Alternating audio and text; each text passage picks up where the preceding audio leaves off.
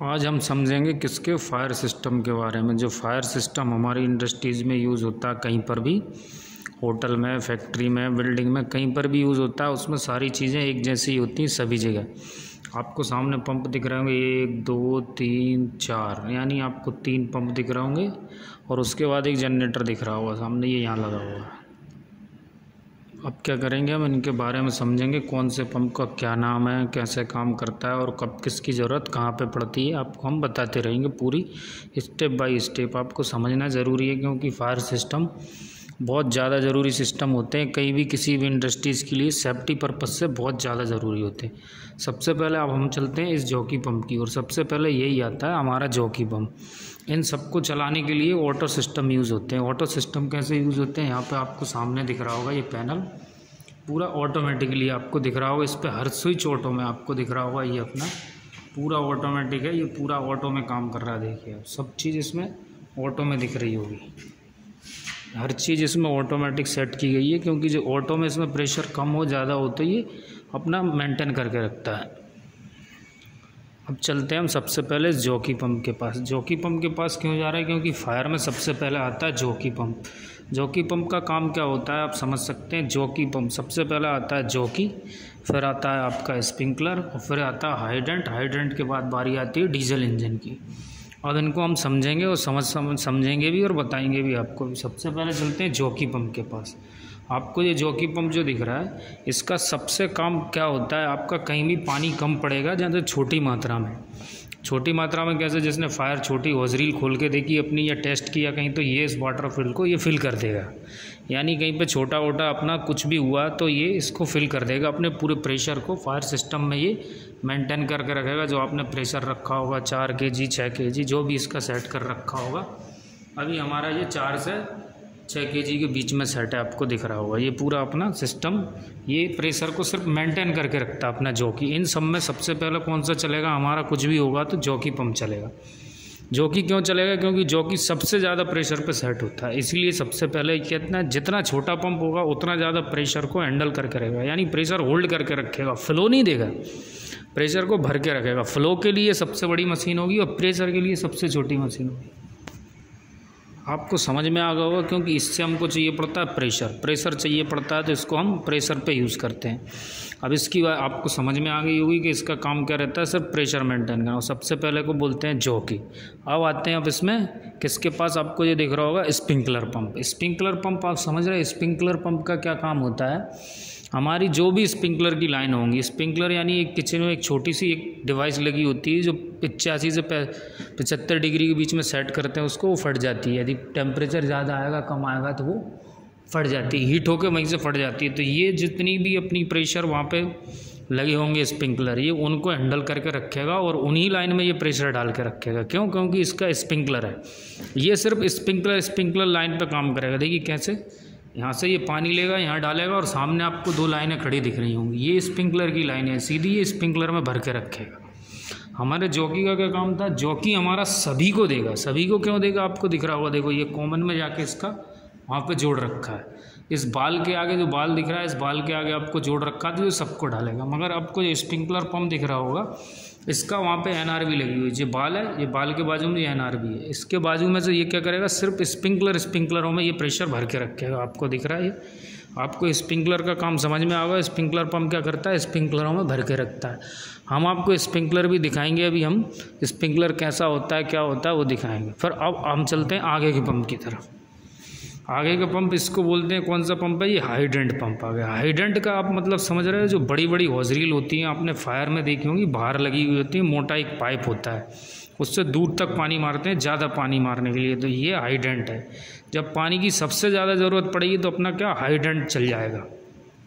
फिर क्या होगा, उस टाइम पे ये दोनों बंद हो जाएंगे। क्यों, क्योंकि ये चल जाएगा, ये चलेगा। क्यों, क्योंकि इस हाइड्रेंट की ज़रूरत है, या अपना जॉकी की ज़रूरत है, या फिर स्प्रिंकलर की ज़रूरत है। वो कैसे आपको पता लगता है, वो सामने आपको 4 स्विच दिख रहे हैं, 1 2 3 4, वो इस चीज़ को सेंस करके इसको प्रेशर बताते हैं कि अब कौन से पंप को चलाने की बारी है।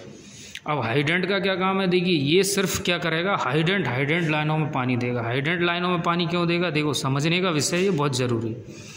इसके आगे यहाँ पर दिख रही है NRV पानी आगे नहीं जाने देगी स्प्रिंकलरों में, और ये हमारा हाइडेंट इस लाइनों में रखेगा। जो आपको 2 खड़ी लाइनें दिख रही हैं, ये हाइडेंट की लाइनों के लिए सेपरेट है। ये हाइडेंट लाइन को ही प्रेशर भर के रखेगा हाइडेंट। ठीक है, आपको समझ में आएगा। अब स्प्रिंकलर में आपको समझ में आएगा, स्प्रिंकलर इस तरफ काम करेगा ये दोनों लाइनों में, और हाइडेंट करेगा इन दोनों लाइनों का। हाइडेंट और स्प्रिंकलरों का सबका काम अलग अलग है, आपको समझ आएगा। मगर जॉकी पंप है वो कॉमन है, आपको दिख रहा होगा वहाँ कॉमन इस जगह पे लगा हुआ है। वो क्या करेगा, पानी को इधर भी देगा और इधर, दोनों तरफ मेंटेन करके रखेगा ये। अब इसका रिटर्न क्यों नहीं आएगा, क्योंकि इसके यहाँ पे एनआर भी लगी है, आपको दिख रही होगी जॉकी के पास। अब आपको हाइडेंट का काम समझ में आएगा, हाइडेंट कैसे काम करता है। ठीक है, अब आता है हमारा डीजल इंजन।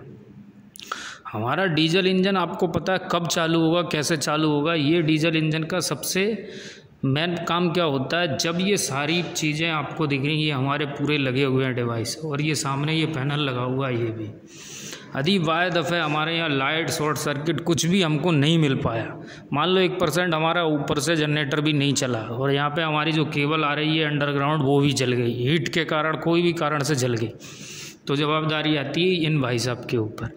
ये लगे हैं डीजल इंजन, यहाँ पे इसकी बैटरी फुल्ली चार्ज होना चाहिए हमेशा। पैनल ऑटोमेटिक आपको दिखना चाहिए, ऑटो में होना चाहिए। इसका ये डीजल टैंक है ये फुल भरा होना चाहिए, इसमें पानी वानी सब तैयार रहना चाहिए, मतलब ओके कंडीशन में होना चाहिए। जब ये फायर होने पर ये सारी चीज़ें ख़त्म हो जाएंगी तो फिर हमारा डीजल इंजन की बारी आई। और डीजल इंजन क्या करेगा, सिर्फ हाइडेंट को पानी देगा, हाइडेंट लाइनों को पानी देता रहेगा, क्योंकि डीजल इंजन हमारा जब ही चलेगा जब ज़्यादा केस हो जाएगा, हाई केस हो जाएगा जब ही चलेगा। और हाई केस में ये इसका एक मेन रीज़न भी ये चालू तो हो जाएगा ऑटो में, ऑटोमेटिक चालू हो जाएगा पावर फेल होते ही, या अपना सिस्टम ये सब फेल होते ही यहाँ से इसको कमांड मिल जाएगी कि यहाँ से सब चीज़ फेल हो चुकी है, अब आपकी बारी है, तो ये चलेगा। इसका क्या रीज़न होगा, ये ऑटो में चल तो जाएगा मगर ऑटो में बंद नहीं होगा ये। क्यों, क्योंकि इसको सिर्फ ऐसा रखा जाता है कि मैनुअली चल जाए। ये आखिरी अपना केस होता है फायर के लिए, आखिरी हथियार होता है अपने चलाने के लिए, कि सब चीज़ फेल तो फिर ये इंजन चलता है। और इन सब चीज़ों को डिसाइड कैसे करते हैं, इनका पूरा मैनेजमेंट सिस्टम लगाया जाता है। देखिए अभी हम बताते हैं सबको। जी आपको पंप दिख रहे हैं सारे 1 2 3 4, और ये डीजल इंजन, इनके लिए प्रेशर स्विच लगे हैं, देखो 1 2 3 4, ये सबको अलग अलग सेट करके रखते हैं कि जब ये 1 2 तीनों की कंटिन्यू टूट जाएगी, 1 2 तीनों की, तो इसके पास जाएगी, ये किसके पास, डीजल इंजन के पास, ये चालू हो जाएगा, फिर सबको पता लगेगा। अब इसको दूसरी बात एक चीज़ और समझने की, आपको सब चीज़ समझ में आ गई होगी, फायर सिस्टम कैसे काम करता है, क्या होते हैं, कौन से रीजन में ये हमारा काम करता है, और इसका पैनल सामने आपको दिख रहा होगा। देखिए सबसे पहले आप समझिए पैनल में होता क्या है। ये सारा सिस्टम ऑटो में रखा जाता है। देखिए बैटरी चार्जर वगैरह सब दिखा रहा है कि बैटरी वोल्टेज कितना है, क्या है सब। ये हमारा काय का है, डीजल इंजन का, जो डीजल इंजन लगा था उसका स्टार्टर है। ये हमारा स्प्रिंकलर का स्टार्टर है, ये ऑटो में है। ये हाइडेंट का स्टार्टर है, ये हमारे जॉकी का स्टार्टर है। यानी ये सारे पंपों का ऑटोमेटिक सिस्टम ये हैंडल करता है। ये इसको बोलते हैं फायर पैनल है। ये इसी के हिसाब से ये डिज़ाइन किया जाता है, जैसे जैसे ये होता है वैसे ही। अब इसमें एक चीज़ और समझते हैं, आपको समझ में आ गया कौन सी चीज़ कैसे काम कर रही, क्या कर रही, सब चीज़ समझ में आ गई होगी।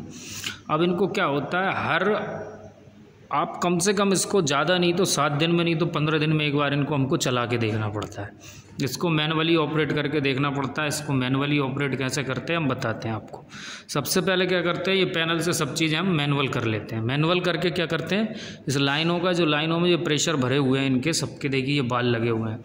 जैसे इसका ये बाल लगा है डीजल इंजन का, हाइडेंट का ये लगा है, जॉकी का आपको वो सामने दिख रहा हुआ है, और ये दिख रहा है। ये सारे वाल हम क्या कर देते हैं, बंद कर देते हैं। ये सारे वाल मैनुअल करके हम बंद कर देंगे। और इसको दिख रहा होगा आपको ये वाला लाइन, जैसे ये दिख रही है हाइडेंट की, ये अभी बंद है। तो हम क्या करेंगे, इसको चेक करना है हमको हाइडेंट को चला के, तो 10-5 मिनट जो भी चलाएंगे हम 8-10 दिन में, तो हम क्या करेंगे, वो वाला वाल ऊपर वाला बंद कर देंगे कि पानी आगे ना जाए हमारे ऊपर प्रेशर सिस्टम में। पानी वहाँ पे बंद हो जाएगा, और इसको हम खोल देंगे बाईपास वाल को। जो आपको नीचे ये लाइन दिख रही है ना, ये वाली, ये हमारी बाईपास लाइन कहाँ गई है, वापस टैंक में। आपको दिख रहा होगा टैंक में गई, और ये टैंक से वापस पानी लेगी, खींचेगी यहाँ से।